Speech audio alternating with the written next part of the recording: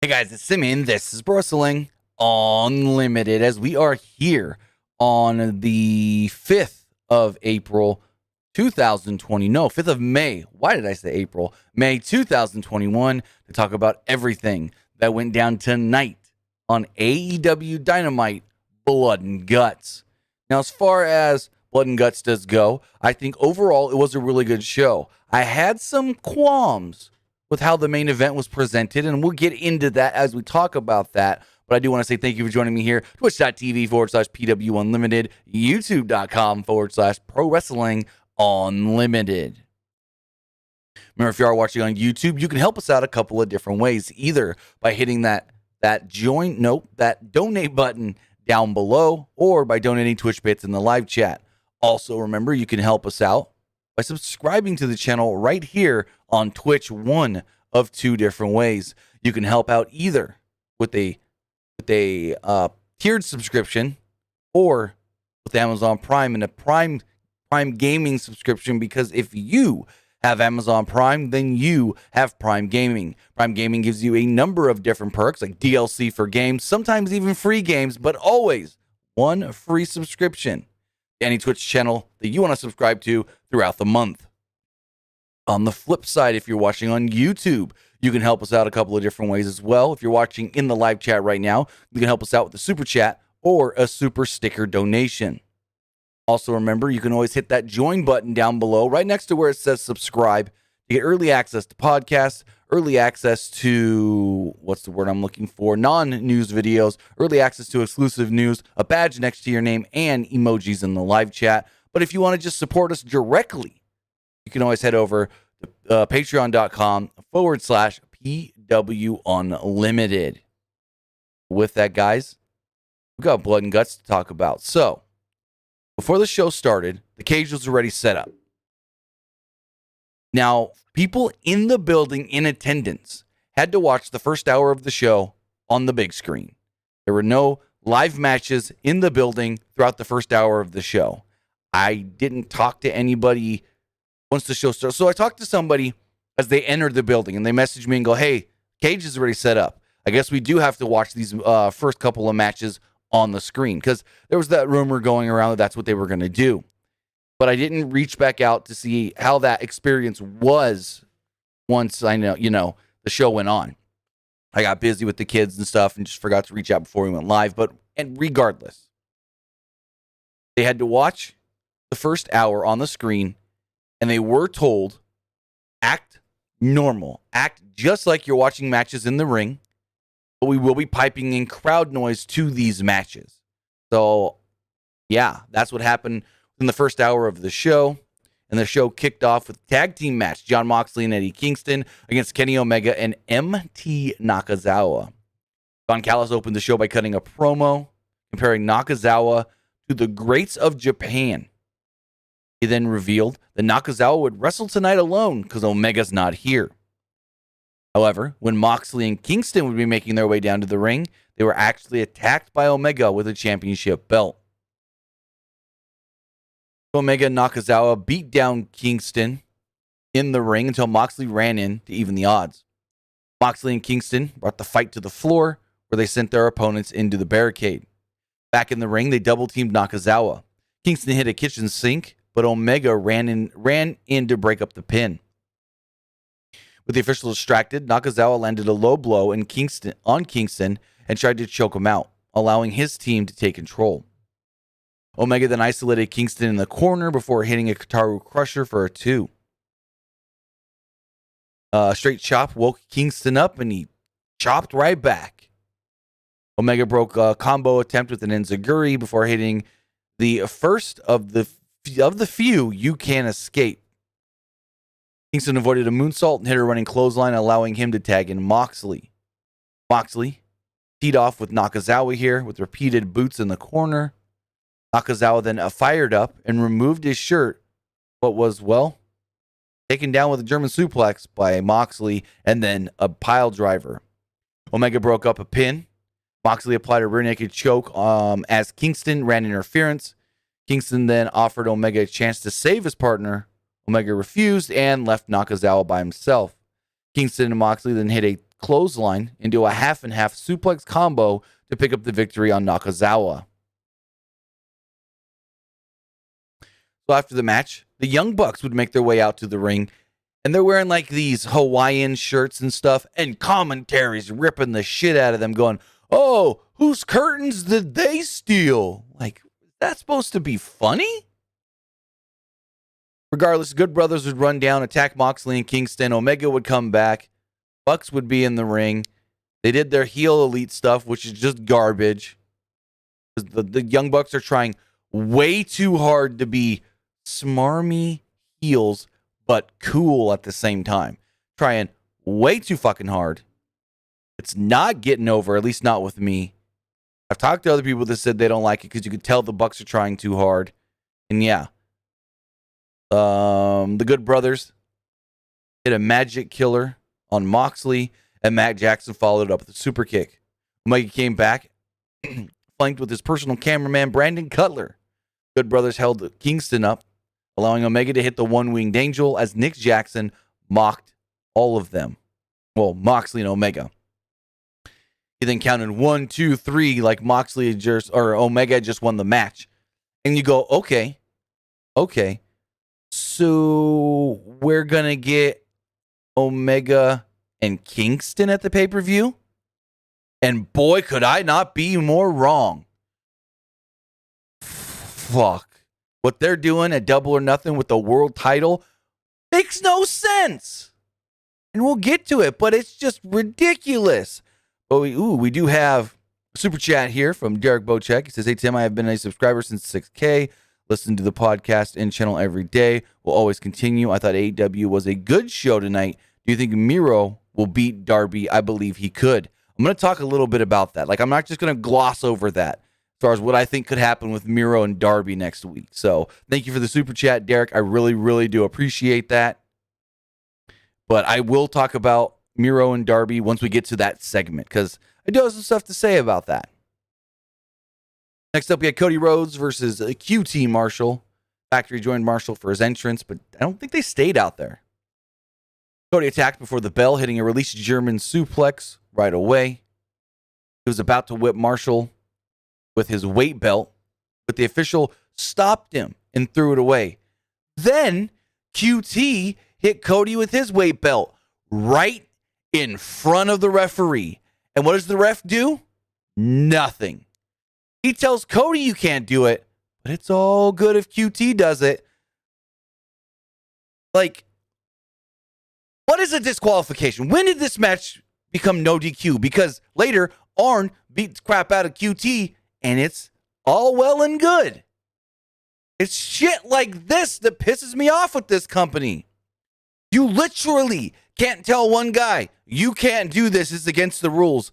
Then 5 seconds later, watch the opponent do the same thing and go, "Hey, let's get the action going."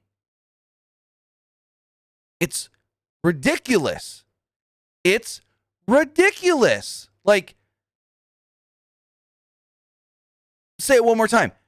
How the hell can you tell one guy, "Don't do that, it's a disqualification," then legitimately watch the opponent do the same thing you just brandished or whatever that were brandished the other guy for, telling him, "You can't do it, you'll be disqualified." Then watch the other guy do the same thing 5 seconds later. It's fucking ridiculous. And it's one of the things that irritates me the most about this company. Like, if fucking Bryce Remsburg would have been getting rid of Cody's belt and didn't see it, that would be one thing. But give me 1 second, folks.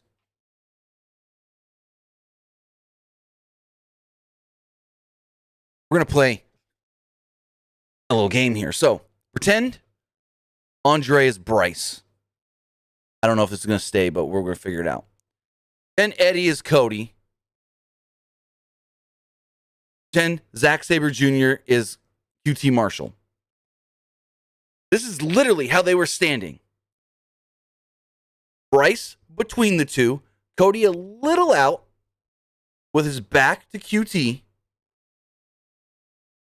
And QT, right here, whips Cody. And Bryce is just watching it happen. Just fucking watching it. Ridiculous. Fucking ridiculous. So going forward, the two had each other scouted.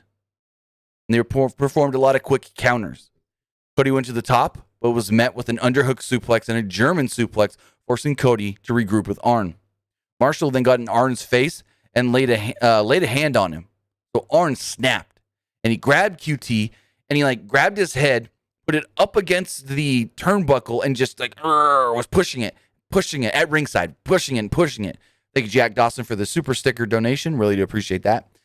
And they bring all these other guys out, these officials and stuff, and they're pulling Arn off of QT, and it's like, that's not a DQ. Your fucking manager is just assaulting, for lack of a better term, your opponent, and it's just okay. It's just okay. No rules in AEW. Go to commercial. Once back, Cody fired back with some strikes, but was met with a double. But the two met in the middle of the ring with a double cross body. They exchanged right hands until Cody went for a sunset flip, where he partially pulled down Marshall's trunks and hit a DDT. Cody then went to the top rope and landed a high moonsault for a 2. Cody went for a disaster kick and a Cody cutter, but fell right into a crossroads from Marshall for a 2. Marshall picked Cody up for a buckle bomb and set it for a tombstone pile driver. The two countered each other a couple times before Cody finally hit the pile driver and got a 2 off of it. A dazed Marshall walked into a crossroads, but barely kicked out. Great near fall here, I'll say that. Couldn't have come any closer. Cody and Marshall then exchanged a long look until Cody locked in the figure 4, forcing QT to tap out. Cody was also busted up at some point in this match, not exactly sure when, but he had some good juice at the end of the match when, factory member Anthony Ogogo would come out. And he dropped Cody with his body shot to the gut, knocking him out, and then draped him with the United Kingdom flag. I get it. He's a real boxer. But one punch to the gut, and that's it. You're done. You're dead. You're over. I don't see that as a strong finishing move. I get it. He's a real boxer, but I don't know. So then they cut away from the screen and they do a live segment in the building with Ethan Page, Scorpio Sky, and Darby Allin. Sky and Page were interviewed by Alex Marvez up on the top balconies where they've been hiding. And I'm like, ooh, I'm gonna get hurt. Sky said that he's the franchise of AEW now, bitch. He also said, no. He said, crap. He used a Batman line that apparently Sting also used back in the day. He said, something about who's afraid of the big black bat. But the Riddler Jim Carrey line from Batman Forever. Sting used it back in the day as well, but it's a Batman Forever line. These two tried to come off as just the I don't give a fuck heels. Page then said he's got history with Darby Allin. He said Darby doesn't wear face paint to be cool. He wears face paint to cover up a dent that Page put in Darby's head. He said, but I'm not going to bore everybody with a bunch of matches they probably never watched anyways. He said, we're coming for Darby and Sting. Darby would then appear, attacking both men, diving off of a structure during the attack, but Sky took Allin out with a trash can. Page and Sky then tossed Darby down concrete stairs, and Darby just took the worst, nastiest fall here. Just tumbling down concrete. And I'm like, stop, you're going to fall off of this fucking thing. Because what if Darby kept rolling and then got to his feet but stumbled or something and went over the balcony?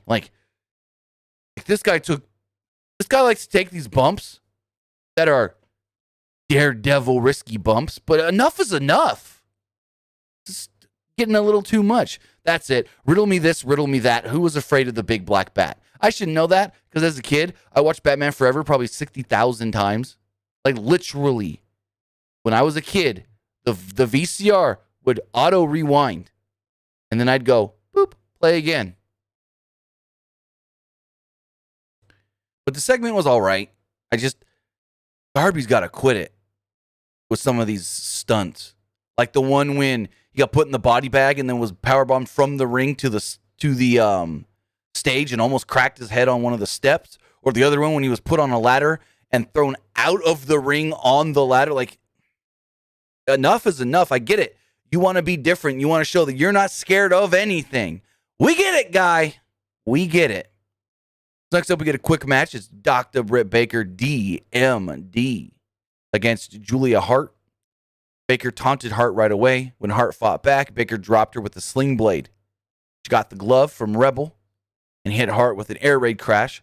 Baker went for the pin, but picked up Hart and said, not yet. Put her in the lockjaw and then tapped her out. Has video where he analyzed film of Christian Cage, pointed out flaws in Christian's game before hyping up Powerhouse Hobb. Then we got the Fatal 4-Way.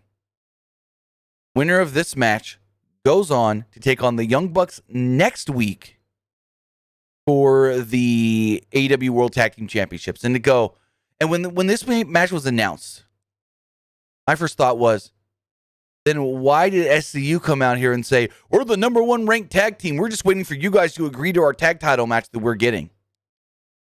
So if they said they are already getting a tag title match, the champions just have to agree to win, why do we need a number one contenders match? I'm going to talk more about these rankings here in a minute because these rankings, bullshit, piss me off because they don't make any sense. Because listen here, I'm going to look something up really fast because these rankings, garbage.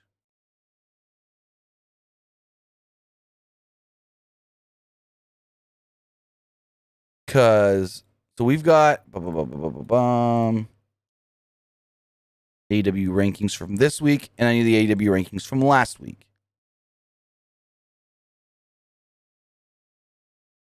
So this match was announced, and tonight they say, these are the number 1, 2, 3, and 4 ranked tag teams. Yeah? They weren't when this match was announced last week. They were going into the show, but it's just like, how? Why? You're announcing things early, I guess? Because then you got to go, oh, crap, they're not one of the top 4. Get them a win on Dark really fast. You know?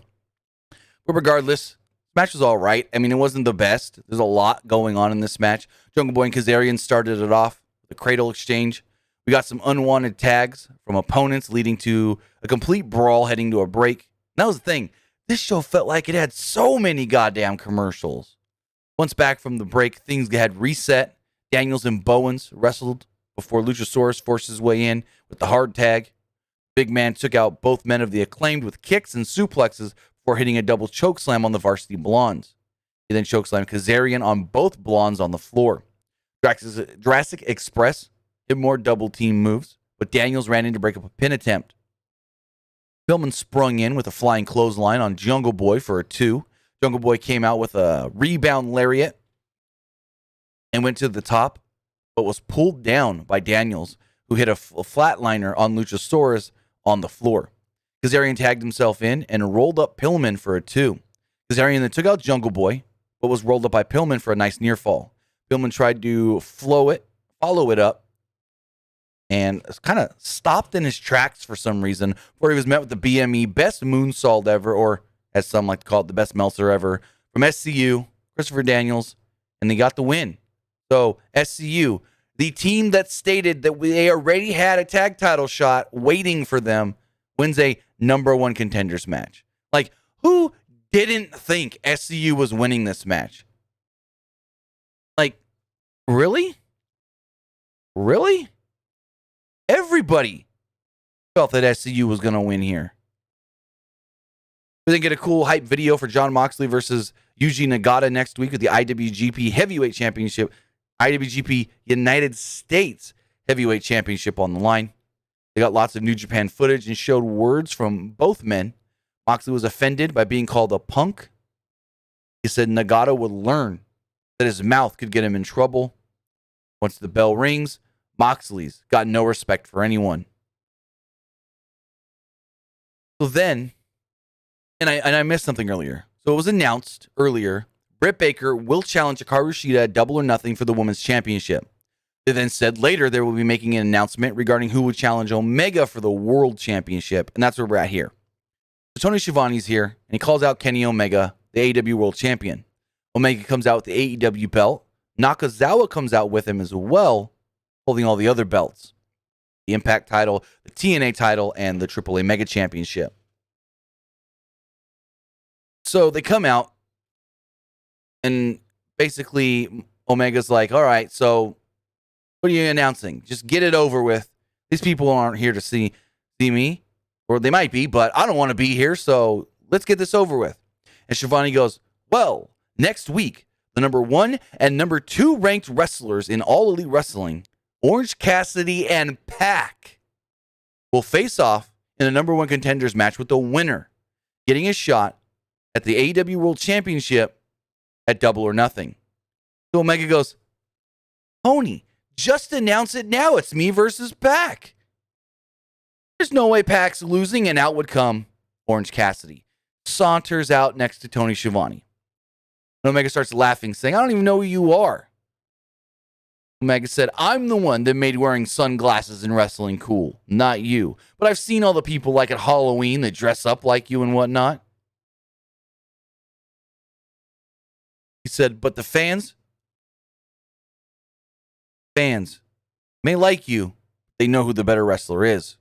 That Orange will never be championship material.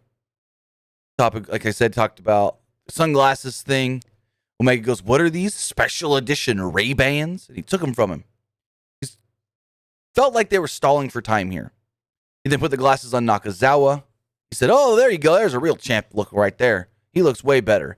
And it was just all about Omega putting down Orange Cassidy over and over again. Now it's just like, fuck, Orange Cassidy is going to win next week and then challenge Omega for the title. The main event of your next pay-per-view is Omega versus Orange Cassidy. Orange Cassidy has not been built up recently as a challenger, as a guy that could be a challenger. You know who has been? Fucking Hangman. Hangman loses one goddamn match, and he's all of a sudden from 1st to 5th. Because, listen to this. So, going into last week's AEW Dynamite, Hangman Page was 8-0. Hangman lost to Brian Cage, became 8-1. Okay, 8-1. Then they put the rankings out this morning where they go, Hangman has now dropped all the way to 5th at 8-1. Behind Orange Cassidy, who was 8-0, because apparently Orange Cassidy wrestled on both Elevation and Dark this week to pick up 2 wins. Yeah. Like, how are the rankings fair when you've got guys wrestling 2-3 times a week, other guys wrestling 1 time a week, and sometimes guys don't wrestle at all? When's the last time fucking Brian Cage had a singles match that counted? When's the last time Moxley had a singles match that counted?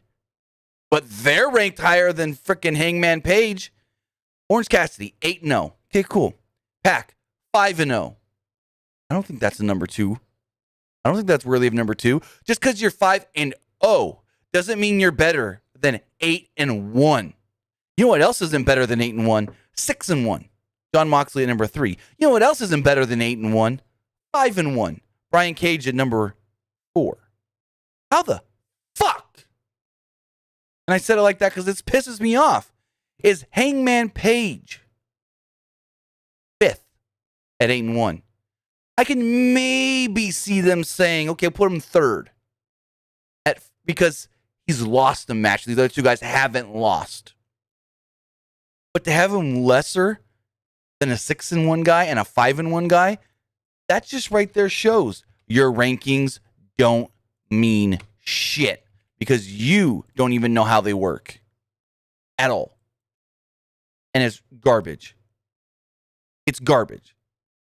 Who have they been building up all of 2021 as far as this man is undefeated? He should be challenging for championships. He is the guy right now in AEW. Hangman. Who has been doing a lot of tag team stuff in 2021? Pac. I'm going to look something up here. Pac. Matches. Cage match. So, in 2021, in the last 1, 2, 3, 4, 5, 6, 7, 8, 9. So Pac has had 10 matches. And yes, he's 5-0. But since March, he's basically been billed as a tag team guy in the Casino Tag Team Battle Royale. Then he was in a tag team title match. Then he was in a 6-man tag team match. He's been billed as a tag guy. Tag guy. Then you got Orange Cassidy. Pull up his matches. What do you say? In the last 3 months, Pac has had 2 singles matches. As far as Orange Cassidy does go,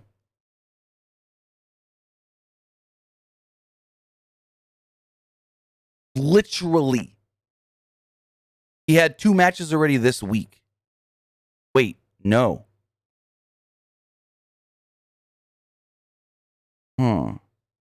Okay, never mind. The dates are a little wrong here on Cage Match, so it kind of threw me off. But, so, as I'm looking at it, okay, boom, boom. Okay, and, so Orange has been having matches, but they're not on Dynamite. Look at. He had the 1 match on Dynamite last week. No, 2 weeks ago? These dates are wrong on Cage Match, so it's throwing me off a little bit. But his last match was against Pentagon. Penta El Cero Miedo.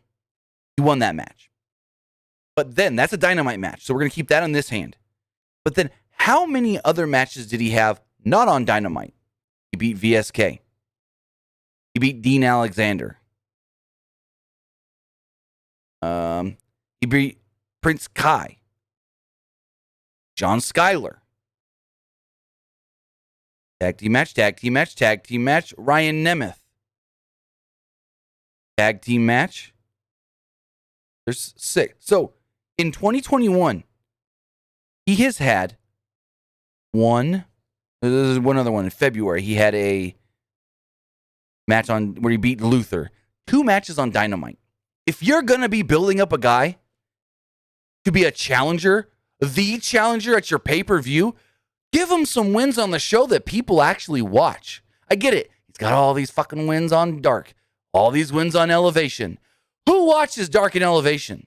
People are going to come out here and go, I only watch Dynamite. Why is he a number 1 ranked guy? Who has he been beating? First off, he's beating no-name motherfuckers, no offense. But it's just, if you're going to build a guy as your challenger at the pay-per-view, it's not even like at a special Dynamite. At the pay-per-view that people have to pay for. Hype him up on your main show. Hype him up on Dynamite. Because on Dynamite, all we see him as is a guy with best friends. That's it. He's Trent's buddy. He's Chuck's buddy. Now he's friends with Chris Statlander. He doesn't come off on your main show as a guy that is in contention to be a challenger.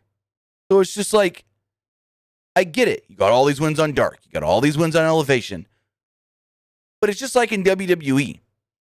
When everyone always goes, well, main event don't count for shit. Well, then why should these count? I get why they count. But if you're going to build the guy, and I want to know if this was like a last minute call or something within the last 2 weeks or something. Because if you're going to build a guy as your number one contender, your challenger, your top ranked guy, you've got to give him more big matches and wins on the main show, the show that more people watch. Just saying. So to me, Orange Cassidy comes off as a lame duck challenger because we haven't seen him do anything good. I ain't going to sit around and watch a fucking 3-hour dark and another hour and a half, 2-hour elevation with 57,000 matches. No, I don't have that kind of time, especially on Mondays when I'm getting ready to watch Raw and watching Raw. On Tuesdays when I'm getting ready to watch NXT and watching NXT. No, I'm not watching those shows. I watch Dynamite. The majority of their fan base watches Dynamite. That's where you need to be putting your top-ranked guys with big matches and wins to show us, hey, these are top-ranked guys that could be challenging for the title soon. Just a shame. Just a fucking shame. And I know I ranted there for a while. I apologize. Miro now comes out after a break. Comes out and says, Tony, cut to the chase. We got a contract here. You know what it says? Next week, I'm facing Darby Allin for the TNT Championship because that's what I came here to do, win championships. So the contract also states that Darby Allin was hurt earlier, but there's no forfeit. Miro doesn't do forfeit. I don't do stuff like that. This match will happen, and I will win and become the new champion. So next week, he says the world will find out what happens when the man who doesn't mind dying faces the man who doesn't mind killing him. Great line by Miro. And honestly, Miro has to win. I get it. You don't want to take the title off of Darby this close to a pay-per-view. Why do this match next week? Why not make this a pay-per-view match? Also, another thing you probably don't want to hear me rant about, Miro ain't ranked.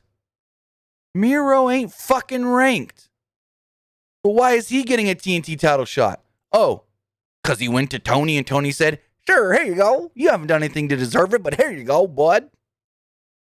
Regardless, I think Miro needs to win that title next week. Like, if they don't put the title on Miro, then they're just booking Miro as bad as WWE fucking did. Like, Miro has to win that belt next week.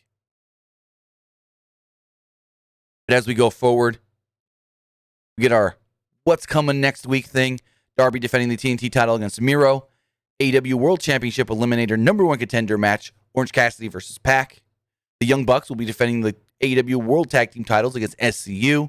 Tony Schiavone will interview Jade Cargill. John Moxley will defend the IWGP United States Heavyweight Championship against Eugene Nagata. And Cody Rhodes will make, as they called it, his Double or Nothing announcement. So what? Cody's just going to come out and say, here's my match, because I booked my own shit. It's going to be Anthony Ogogo. I can see it happening right now because of what happened earlier. Anthony Ogogo attacked Cody after his match with QT. That's got to be the match they make. That's got to be it. But yeah, Cody just gets to come out and go, hey, I'm going to face this guy at the pay-per-view because that's what I do. I just say, random, here, my match. Dorian says, isn't the TNT Championship an open challenge? So Darby had been doing open challenges, but then he did that one wink where he goes, I need a challenger this week. Tony Khan, pick somebody in your top 5 rankings because that's how we do things here, and I'll face them. Because when you look at it and you see the graphic for the AEW rankings, it shows the top 5 here, and then it shows Darby, Kenny, TNT champion, world champion. So essentially, if you're going to put your TNT champion on this goddamn rankings graphic, that means that those rankings count for either the world title or the TNT title. So yes, he has done open challenges in the past, which still didn't make any fucking sense to me. JD Drake, what the fuck? But it's just like, what are the rankings for? If you're fighting to get into these rankings, if your goal is to be a top 5 ranked wrestler to earn an opportunity in this company, but then you see guys like JD Drake getting title shots, the fuck? You know what I mean? So we'll see how it all goes, but we then move into our main event. And I'm going to say right now, I thought the match itself was good. Finish, didn't like it. But what I really didn't like, how many god dang commercials we got. Especially commercials when stuff happened that we needed to see. Big things. Literally what led to the finish happened during a commercial. And I know what you're going to say. There was picture in picture. Should have been paying more attention. I wasn't, still missed shit. The crowd hot for this match because they go, hey, we finally get to see shit in front of us. Pinnacle comes out, get their normal heel reaction.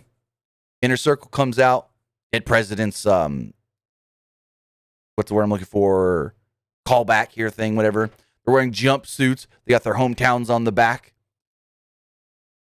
Great reaction from the crowd. I mean, it's Jericho, the Inner Circle. They're always going to get the great sing-along entrance. But first two to start this match, Sammy Guevara, because he said he wanted to start the match, and Dax Harwood.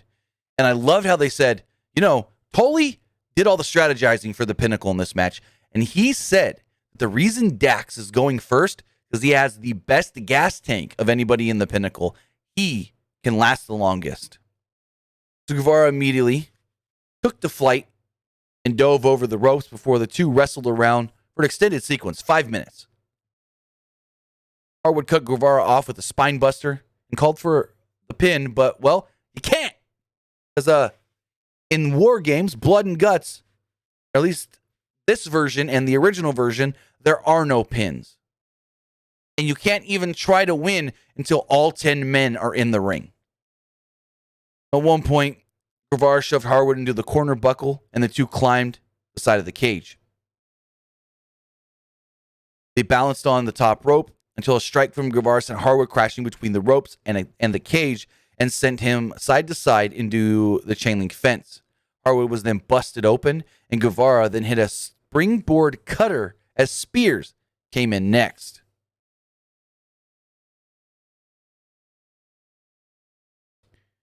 We do have a super chat here from Thomas. He says, do you think the ending of Blood and Guts was oversold? I don't know if I would say oversold,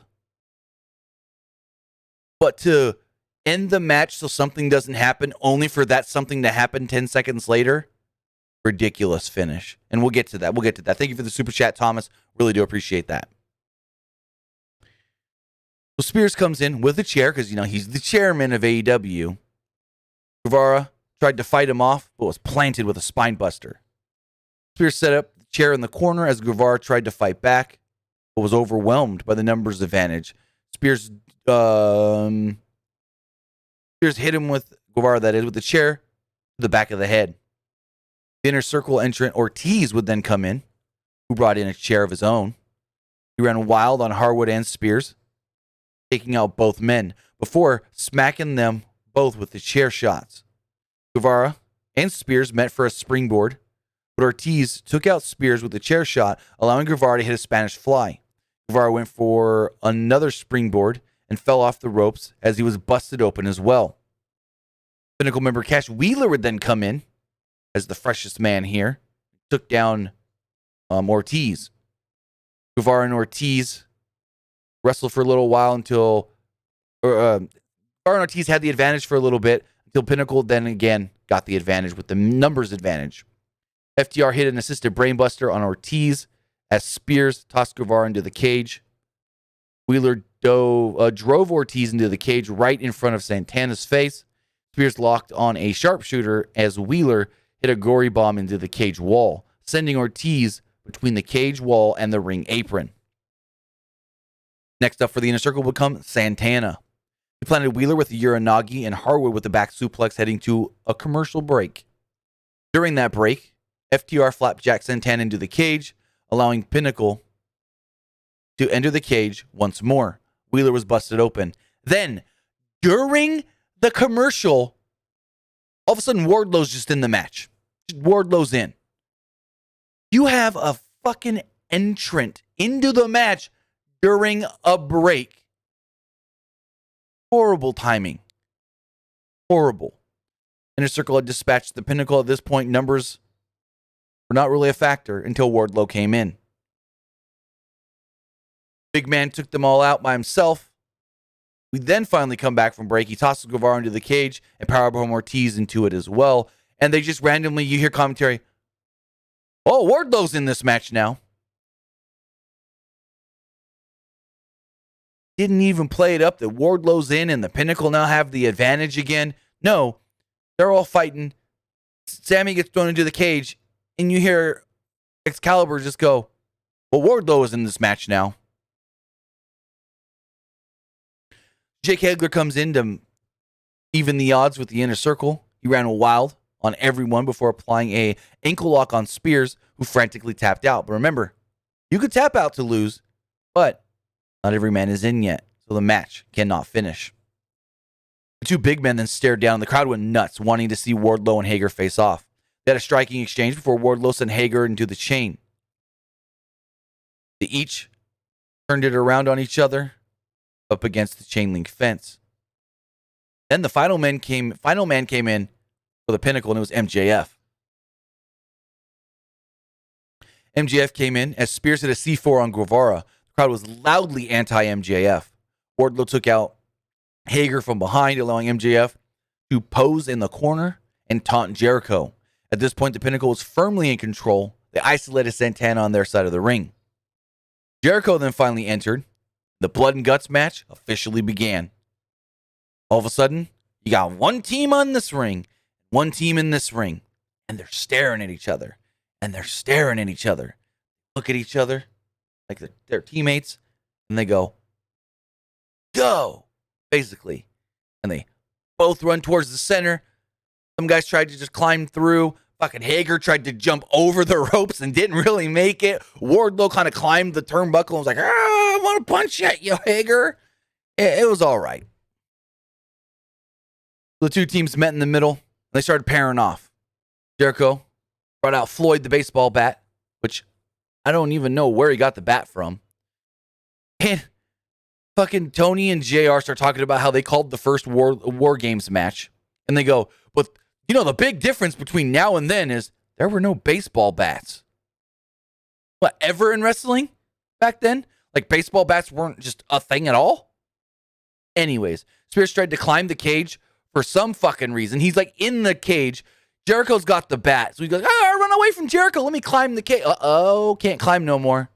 Like, what were you thinking, you fucking bumbling idiot? So he climbs the cage. Jericho climbs right behind him. Jericho then takes his arm, puts it in between some of the scaffolding, then takes his head and puts it in between the scaffolding. And they're like, oh, Jericho's choking him out with the scaffolding. Kinda. This then led to a commercial break.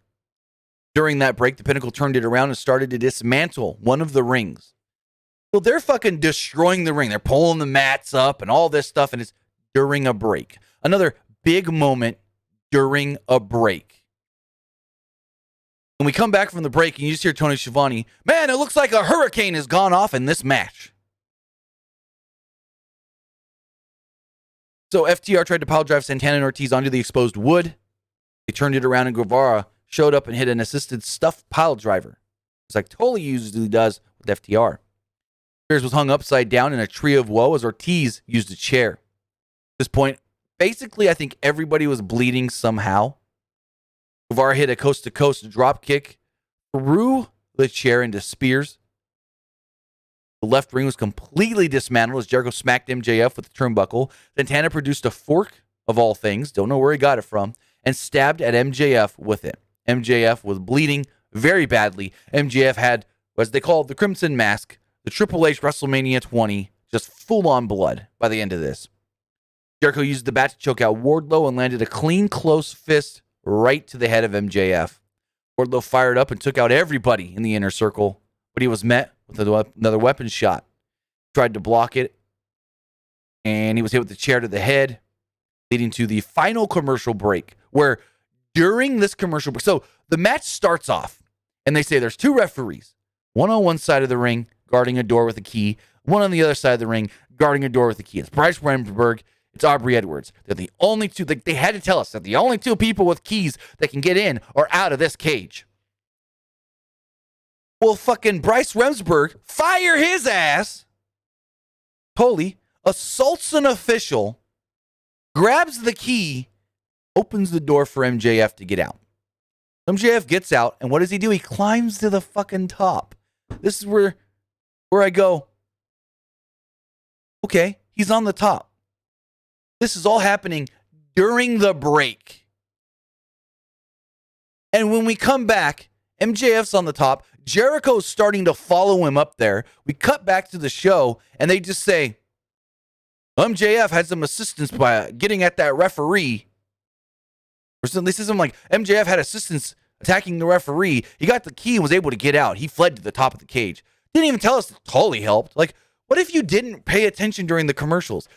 Too many commercials during this fucking match. I kept being like, that just happened when? What? Huh? No. Like, that's why you don't do matches like this on the actual show unless they can guarantee barely any commercials or commercial free. Because doing the commercials in this match, it really pulled me away from this match, especially the finish. When the finish happens on top of the cage, and half these people watching may not even know how fucking MJF got on the top of the cage. How do you get the key? How do you open the door? What? And I'm not blaming, I am and am not blaming AEW for the commercial thing. Because Kirk in the live chat says, but blaming AEW for the commercials is stupid. I'm not blaming just AEW. I'm blaming everybody. If you're going to do a match like this on television, you load up that first fucking hour with extra commercials so that big main event match is either one or two commercials or commercial free. But what I am going to blame AEW for is timing out this match and the commercials, because they can say, hey, how many commercials do you need? Okay, we're going to time everything out so that big, important moments don't happen during a commercial. The biggest important, either the most important or the second most important moment in this match happened during a break. You can say that the most important moment in the match is the finish. Okay, cool. Second most important moment, which what led to the finish, happened during a break. It's all about timing out the match so shit like this doesn't happen. So they're fighting up at the top of the cage. It's MJF, Chris Jericho. Nobody else at this point fucking even matters. They could have just told these guys go to the back because it didn't even matter. So they're fighting up there. They're fighting up there. And they're racking each other in the face. They're punching each other, poking each other in the eyes. MJF pulls out the diamond ring and he lays in a shot to Jericho. He's demanding Jericho, give up, Chris, give up. Jericho's busted open now. MJF then looks to the floor. He sees that big ass crash pad on the ramp. And he knows what he wants to do. He wants to throw Jericho off of it. So he starts to tease throwing Jericho off of it. He wants to tease throwing Jericho off of it a little more. Finally, Sammy Guevara goes, don't do it. We surrender. We give up. Stop. Pinnacle wins the match. I shit you not, 10 to 15 seconds later. There goes Jericho flying off this fucking cage. How the fuck are you going to have this match end with Sammy Guevara saying, we take the loss, but Jericho doesn't fall off the cage, only for Jericho to just fall off the cage again? I get it. It's MJF's character. Oh, you want me to not do it? Well, fuck, that's even more motivation for me to do it. Yes, I get that. It's MJF's character. But it's just a lame duck, stupid-ass finish to literally stop a match so one thing doesn't happen, only for that thing to then immediately happen. Garbage. Like, the match itself was fun, but the commercial breaks pulled me out of this match. The important things happening during the commercial really pulled me from this match. And then the way the match ends. And then so Jericho crashes through this crash pad. Like, everyone knows it's a fucking crash pad. And he's just laying there. And everyone's around him. Officials and Dean Malenko checking on him and everything. MJF's on top of the cage smiling. Yeah, look what I did. And At one point, Jericho's talking to somebody. I don't know who it was. It was maybe Dr. Sampson or something. And he's smiling. Like, we did it. We had a good blood and guts match. But regardless, the match itself as a whole, I enjoyed a lot. I liked a lot of the spots that they did in this match. But it was just those little things that, to me, make this a 7.5 out of 10 match. Like, if I had to give this a 5-star rating, I'd give it a 3.5, maybe a 4. And not anything against the wrestlers.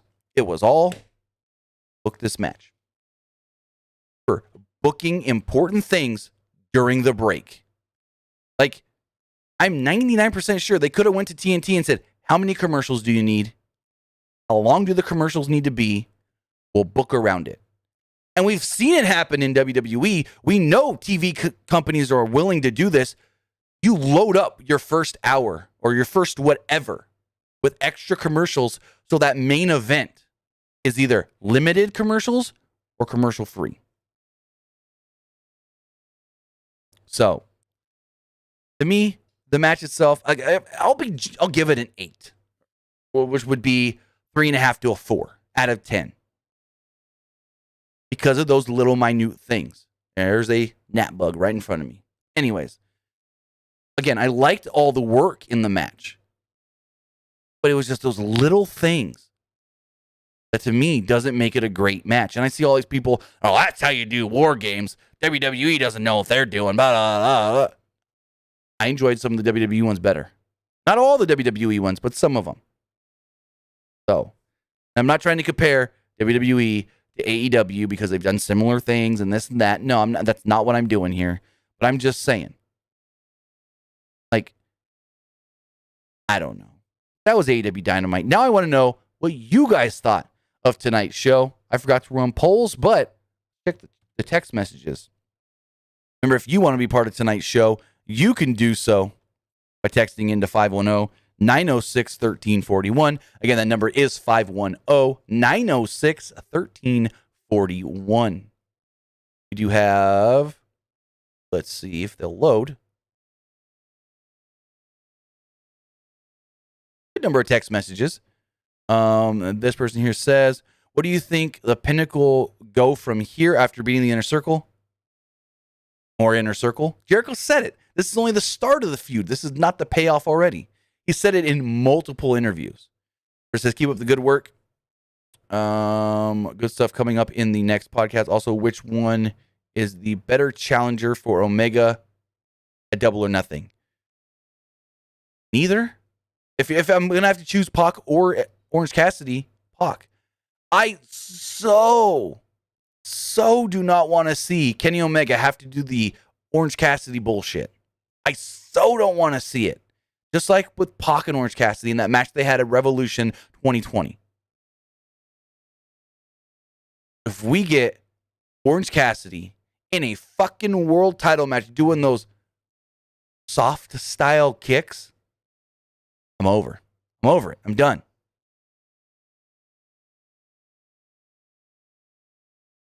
It says Powerhouse Hobbs would be better fit in WWE. I don't know. I think he's good where he is right now. This person says, Eddie Kingston staying babyface or will he turn heel down the road and turn on Moxley? Too far to tell. He ain't turning on Moxley anytime soon. If he does, that ain't going to be for like 6-7 months. Or says, do you think that we will get a loser leaves match between MJF and Jericho? No, I don't think so. Because Jericho ain't going nowhere. Jericho actually confirmed in an interview recently that he's going to be on commentary for whatever that new TNT show we're getting is. That new 1-hour TNT or maybe even TBS show. Jericho confirmed he's going to be on commentary for that every week. So Jericho ain't going nowhere. And of course they ain't losing MJF for doing no. Because it's not like WWE where you do a loser leaves town match and they go to another brand.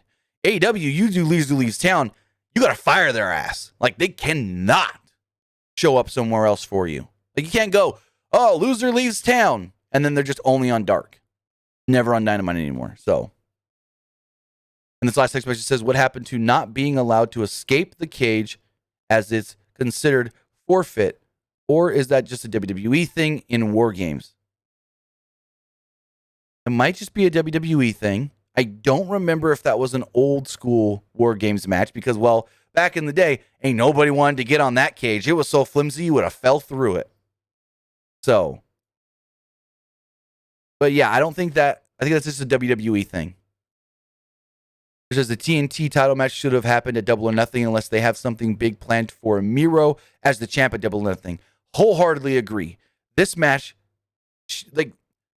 Miro should be winning matches the next 3 weeks. And then after that third victory, because you've got 3 Dynamites before Double or Nothing. After that third victory, Miro goes, challenging for the TNT title this weekend. Darby Allin, you say you will never die, I'm going to kill you. So, because Miro hasn't done a single, like, we'll go back to cage match, check Miro. Honestly, don't think Miro's had a singles match. Okay, so he's done a couple. Okay. See, I don't watch Dark, so I don't see all this shit. Miro has 1, 2, 3, 4, 5 wins on Dark in singles matches. 5. He's had those 2 Dynamite singles matches where he beat Chuck and he beat Trent. But it's like, again, tell us about this shit on the main show. Because to someone that only watches Dynamite, Miro's a tag guy with Kip Sabian, and he assaulted his tag partner last week. So, just saying. It says Miro versus Kip at Double or Nothing. Kip needs surgery, so I doubt that's happening that soon. But with that, guys, I want to say thank you for joining me here tonight. Twitch.tv/PW Unlimited, YouTube.com/Pro Wrestling Unlimited. Remember to follow us on social media, Facebook.com/Pro Wrestling ULTD. Follow us on Instagram by searching for Pro Wrestling Unlimited, and follow us on Twitter at PW Unlimited. Also, remember to follow us on our website, pwunlimited.co, and turn on those push notifications like almost 700 of you have done now. Actually, I can tell you right now how many people have done it. 2 seconds. I'll tell you exactly how many people have turned push notifications on for our website. We have 677 people have turned on push notifications for our website. I mean, that's way more than I could have expected, especially since, we don't post enough on our website. I do feel like we should be posting more on the website. And so with that, I do appreciate all the support you guys do give us on the website. But if you do want to support us directly, you can do so at patreon.com/PW Unlimited. Now, that's it. No more live streams for the rest of the week because I'm going on vacation this weekend, leaving Friday morning. There will not be a SmackDown review this week, unfortunately. So I will not see you guys back again live until Monday for next week's Monday Night Raw. Yet, I'm going to be live tomorrow on my Twitch, twitch.tv/TimmyBuddy, playing some games. Not sure exactly what I'm going to do. If I get the gang together, maybe we'll do some Fortnite. But if not, maybe I'll play some Fall Guys. Haven't done enough of that on the stream, so I will be streaming tomorrow, twitch.tv/TimmyBuddy. Maybe tonight if I can get some of my other work done, because I do have a non-wrestling project I'm trying to get finished for a client. But regardless, won't be doing a SmackDown review because I'll be in Los Angeles, not watching the show. So with that, guys, have a great rest of your week. I'll see you back Monday. Now, news will still come. I'm going to tell you guys that. Just because I'm not doing live streams for the rest of the week, news will still come. Even if I have to film videos on my vacation, if there's big news, you guys will get it. Whether that's our website, pwunlimited.co, or youtube.com/Pro Wrestling Unlimited. So with that, guys, have a great rest of your week. I'll see you back here live Monday for Monday Night Raw. Have a good one.